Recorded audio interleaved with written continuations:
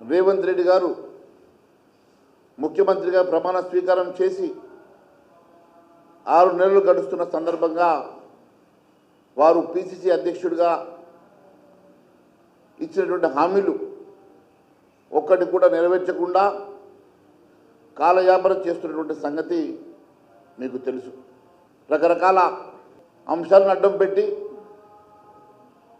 ఎప్పటికప్పుడు వాయిదా వేస్తూ ఇచ్చిన 420 హామీల్లో ఏ ఒక్క ప్రధానమైనటువంటి హామీలు నెరవేర్చినటువంటి ముఖ్యమంత్రి గారికి ఈరోజు Bharatiya Janata party legislative party తరఫున బహిరంగ లేఖను ఈరోజు విడుదల చేయడం జరుగుతూ ఉన్నది.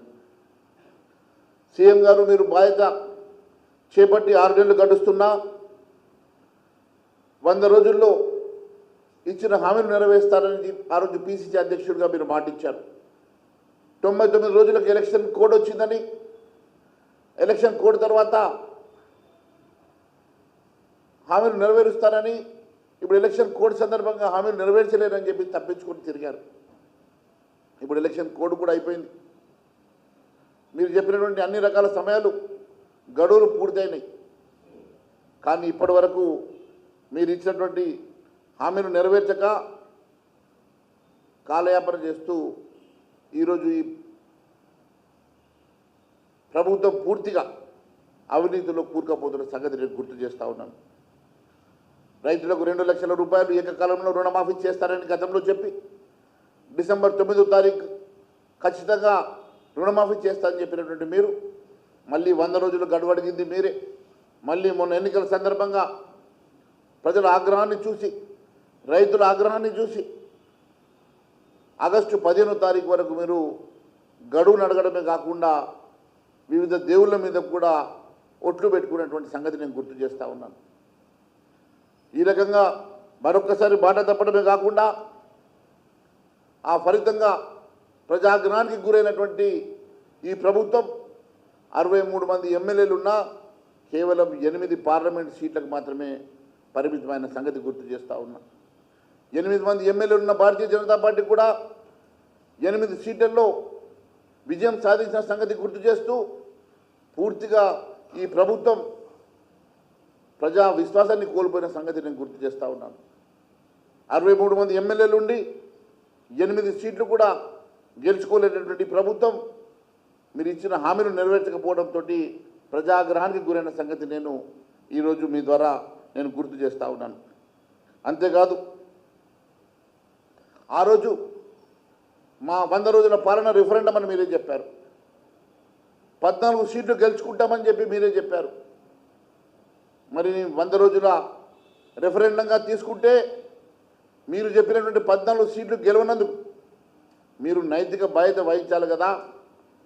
8 సీట్లకు కనీసం ఈ రాష్ట్రంలో సగం సీట్లు కూడా గెలవలేనటువంటి సందర్భంలో మరి రెఫరెండంగా చెప్పినటువంటి మీరు దీనికి ఏ రకంగా బాధ్యత వహిస్తారో మీరు ప్రజానీకానికి చెప్పాల్సినటువంటి అవసరం ఉందని చెప్పి నేను తెలియజేస్తూ ఉన్నాను.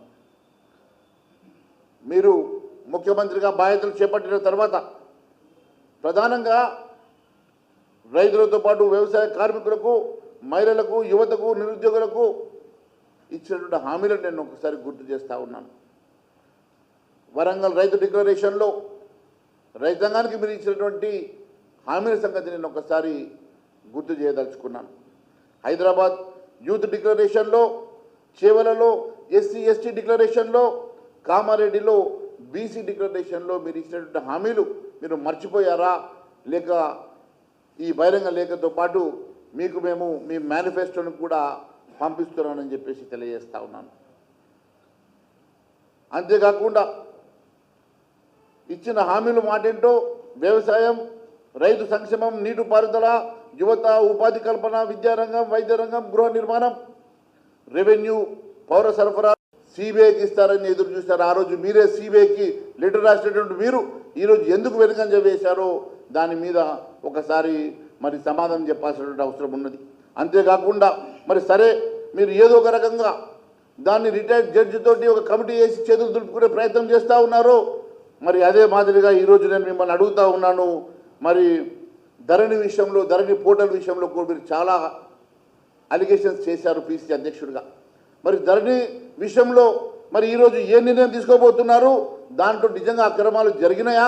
జరిగితే దాని మీద ఏం చర్యలు తీసుకుంటున్నారు? ఎప్పటి లోపల వాటి సంగతి బయట పెట్టబోతున్నారు? మరి దానికోసం ఏ కమిటీ వేయబోతున్నారు? మరి మీకు ఇన్ని రకాల అలిగేషన్స్ మీరు చేసినప్పుడు దీన్ని ఎందుకు సిబిఐ ద్వారా ఇన్వెస్టిగేషన్ చేయించడానికి మీరు వెనుకంజ వేస్తూ ఉన్నారో తెలియడం లేదు. ధరణి పోర్టల్ మీద ఎన్నో అనుమానాలు ఉన్నాయని చెప్పినటువంటి మీరు ఈరోజు కేవలం ఒక కమిటీ, మీ పార్టీ కమిటీని వేసుకొని చేతులు దులుపుకునే ప్రయత్నం చేస్తూ ఉన్నారు. మీరు దాన్ని ధరణిని జరిగినటువంటి అవకతవకలను మీరు కూడా వాడుకొని మీ స్వార్థం కోసం వాడుకునే ప్రయత్నం ఏమైనా జరుగుతుందా? లేకుంటే నిజంగా ధరణిలో నిజంగా అవకతవకలు జరిగితే మరి ఎందుకు బయట పెట్టడం లేదో మరి ప్రజానీకానికి చెప్పాల్సినటువంటి అవసరం ఉందని చెప్పి నేను తెలియజేస్తూ ఉన్నాను. ఈ రకంగా మీరు ప్రజలకు ఇచ్చినటువంటి 420 హామీల సంగతి ఈరోజు ఖచ్చితంగా ఎప్పటి లోపల నెరవేరుస్తారో మీరు చెప్పిన గడువు దాటినా కూడా ఇప్పటివరకు దాని మీద కార్యాచరణ లేదు. అధికారులతోటి కనీసం అటువైపుగా అడుగులు వేస్తున్నట్టుగా ఎక్కడ కూడా మరి పేపర్లలో కనబడటం లేదు. మీరు ఎక్కడ కూడా దాని విషయం లోపల ఎలాంటి ఆలోచన చేస్తున్నారో మరి ప్రజలకు చెప్పాల్సినటువంటి అవసరం ఉన్నది. మీరు కేవలం ఈ ఎన్నికల్లో ఓట్ల కోసం మాత్రమే మీరు ఇవన్నీ వాడుకునే ప్రయత్నం చేసినా, దేవుళ్ళ మీద ఓట్లు పెట్టుకున్నా ఈరోజు ప్రజలు మీకు కట్టబెట్టింది కేవలం 8 సీట్లు అన్న సంగతి మీరు మర్చిపోవద్దు. ప్రజా విశ్వాసాన్ని పూర్తిగా కోల్పోయిన సంగతి మీరు మర్చిపోవద్దు. ప్రజల్లో మీరు ఈ కాంగ్రెస్ పార్టీకి, ప్రభుత్వానికి పూర్తిగా విశ్వాసం కోల్పోయింది కాబట్టి 63 మంది ఎమ్మెల్యేలు ఉన్న మీకు కూడా 8 మందిని గెలిపించారు.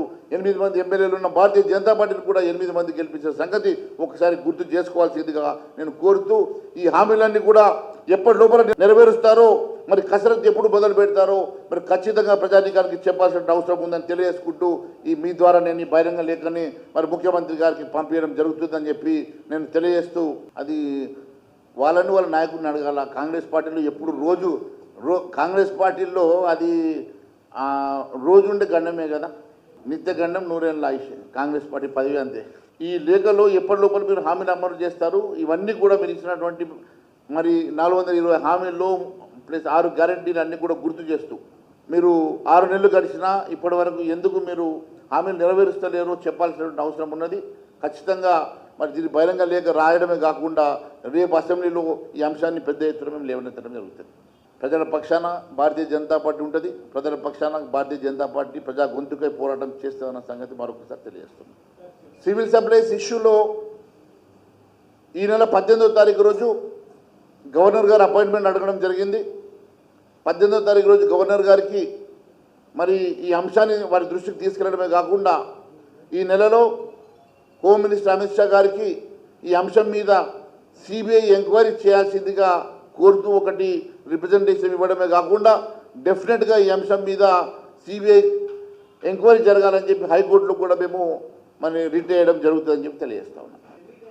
ఇది ఒకటే కాదు, వారు చేసినటువంటి కుంభకోణాలు ఈ ప్రభుత్వం 6 నెలల్లో ఇచ్చిన హామీలు నెరవేర్చలేదు, కానీ కుంభకోణంలో మాత్రం ఛాంపియన్షిప్ చేసుకున్నది.